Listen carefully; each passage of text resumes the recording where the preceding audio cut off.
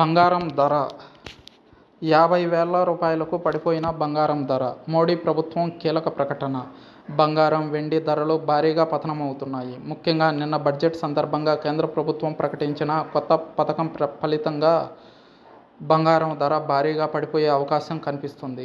త్వరలో 10 గ్రాములు 50,000కే దొరకనుంది. అయితే బంగారం ధర ఎంత తగ్గుతుంది? ఇప్పుడు బంగారం ధర ఎంత? పూర్తి సమాచారం తెలుసుకుందాం.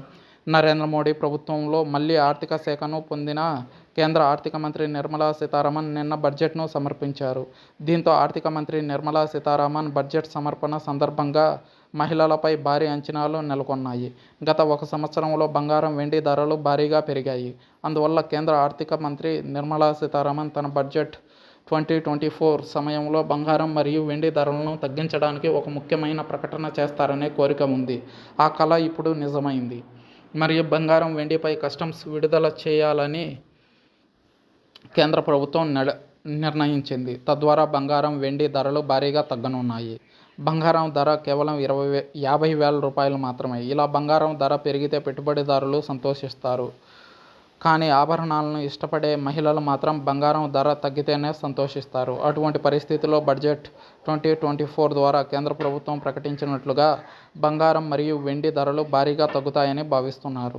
నిన్న బడ్జెట్ పూర్తయిన తర్వాత 100 గ్రాముల బంగారం ధర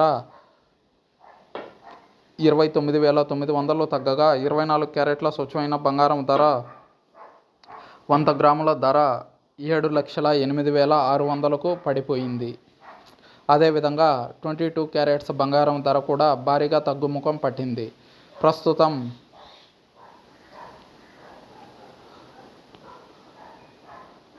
బంగారంతో పాటు వెండి ధరలు కూడా తగ్గాయి. ఇప్పుడు 10 గ్రాముల ఆభరణాల బంగారం ధర 2,750 తగ్గింది.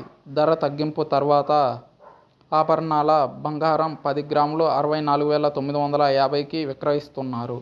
ప్రస్తుతం వెండి ధర కూడా 3,500 వరకు తగ్గినట్లు తెలుస్తుంది. భవిష్యత్తులో ఇది 50,000కు తగ్గే అవకాశం కనిపిస్తుందని అంటున్నారు ఆర్థిక నిపుణులు.